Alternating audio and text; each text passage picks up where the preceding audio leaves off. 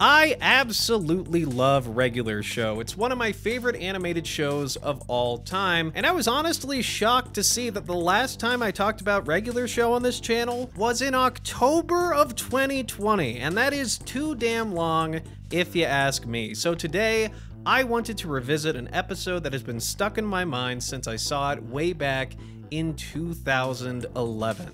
Season 2, Episode 2 of Regular Show, titled It's Time. This episode centers around Mordecai becoming jealous after Rigby gets a date with Margaret. It's a pretty simple setup, but if you're a fan of Regular Show, then you know that things get pretty crazy as it goes along. The episode opens with Mordecai and Rigby hanging out at the coffee shop and seeing a trailer for Zombie Dinner Party, a new movie that Mordecai and Rigby are both very excited about. Once the trailer ends, Rigby reveals that he got tickets to opening night of Zombie Dinner Party, and he invites Mordecai to come see it with him. But Mordecai declines Rigby's invitation, saying he already has 2 tickets to see Pajama Sisters 2, a sappy chick flick that lacks any of the action or gore in Zombie Dinner Party. That's just some chick flick. They're just gonna sit around talking about their feelings, fully clothed. Mordecai reveals that he got tickets to this movie, despite it being far less interesting than Zombie Dinner Party, in order to ask Margaret out on a date to see it with him. Now, already, I really love the setup for this episode. On the whole, Regular Show is a show about that period in life when you're just trying to get things figured out, where you're working at a crappy job for a mean boss, and all you want to do is kick back and play some video games with your friends. It's a show about the transition from childhood to adulthood, and Mordecai and Rigby are right in between this transition, and they both deal with it in different ways. While Mordecai tends to overthink things,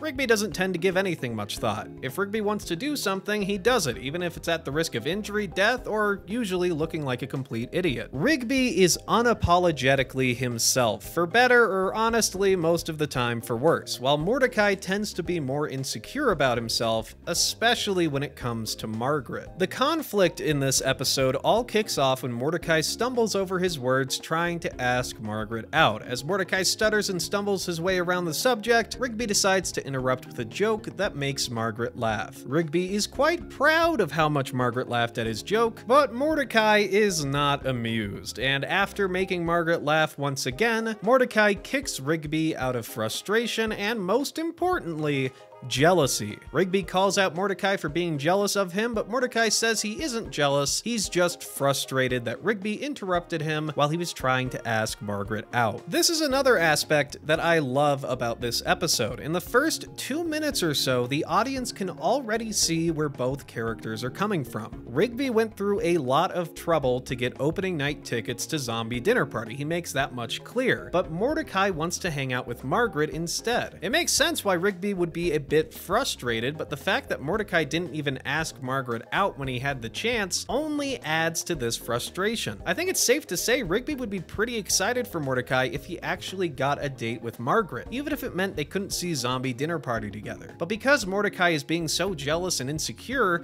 he's more focused on Rigby's ability to make Margaret laugh than actually asking Margaret out on a date. The audience can see where both characters are coming from, even though Mordecai and Rigby get increasingly petty as the episode goes along. But it's great to establish the dynamic of this episode about jealousy really early on, and this episode succeeds in doing that, which is great. After offering to and then helping Margaret move some things, Mordecai once again fails to ask her out, while Rigby once again succeeds at making Margaret laugh. Mordecai and Rigby get in an argument where Mordecai says Rigby is screwing up his chances with Margaret, but Rigby counters by saying Mordecai is just jealous of his ability to talk to women. After giving Mordecai one last chance to ask Margaret out, Rigby has finally had enough, and he brandishes the tickets to Zombie Dinner Party and asks Margaret out himself. And to Mordecai's horror, Margaret says yes. Mordecai is infuriated with Rigby and asks him to call off the date. Rigby says he'll call off the date if Mordecai just admits that he's jealous.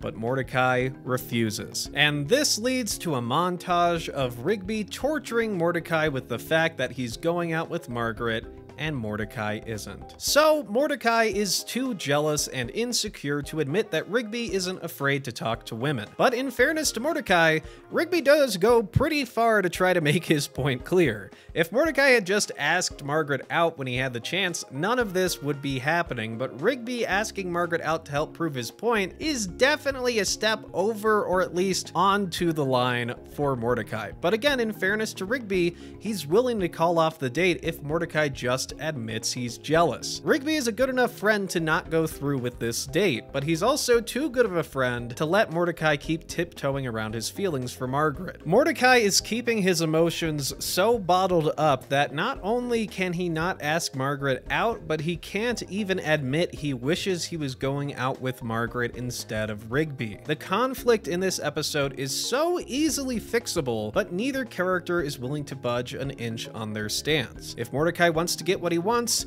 he has to grow up and admit that he's jealous of Rigby. But of course, this is regular show, which means that things are about to get way crazier and way more nonsensical. So Rigby is torturing Mordecai in an attempt to get him to admit he's jealous by constantly reminding Mordecai how much time is left until his date with Margaret. Mordecai, not wanting to admit he's jealous, decides to take drastic and slightly nonsensical action. Mordecai steals Rigby's watch battery at some point throughout the day, causing Rigby to lose track of time. Rigby decides to go find a clock somewhere in the house to see if he's missed his date or not with Margaret, but Mordecai follows him around and starts stealing all the clocks right before Rigby can see them. Finally, after stealing all the clocks in the house, Mordecai shoves them into the microwave, which funnily enough does in fact have a clock on it, revealing that Rigby is 2 minutes away from missing his date with Margaret. Now, I'm sure some of you are wondering, why doesn't Rigby just see the time on the microwave that he can clearly read right there and go on his date with Margaret? Well, it's because it's not about the date with Margaret to Rigby. Rigby's only doing what he's doing to prove a point to Mordecai. He's trying to show Mordecai that he's being overly insecure and jealous, and that's what's preventing him from asking Margaret out himself. All Rigby really wants in this episode is to see Zombie Dinner Party with his best friend Mordecai. That's it. From the start to the end, that's Rigby's main goal. But Mordecai keeps screwing that up by being insecure and jealous, so Rigby's trying to teach him a lesson, and by the end also get what he wants. But Mordecai doesn't self-reflect, and he doesn't learn his lesson quite yet. Instead, after shoving all of the clocks into the microwave, he decides to turn it on,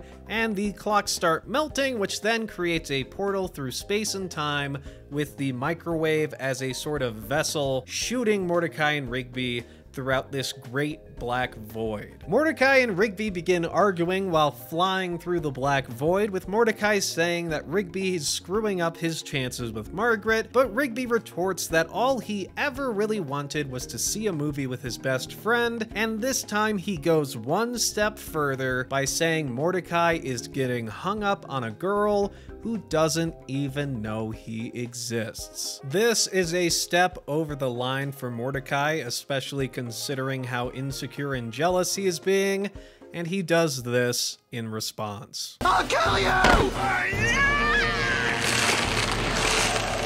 Rigby! Mordecai is so insecure and jealous, and he's left his emotions bottled up for so long that they finally explode, and he kills Rigby. Like, for real, Rigby gets eviscerated at this point in time. He is no longer living in the world of regular show. There's literally a line about it where Father Time says, "Oh, you killed your friend." You've wasted my time, your time, and you really wasted the time of that guy you killed. That's a pretty insane climax to this episode, but I think it gets the message across really clearly. Bottling up your emotions and feelings and not being able to admit how you're feeling destroys relationships. In the case of regular show, this destruction is literal, but the lesson is still a good one to put forward. And after killing Rigby and feeling just awful about it, Mordecai is greeted by Father Time, who shows Mordecai how petty and jealous he had been. Mordecai learns his lesson, and Father Time sends him back in time to start off the episode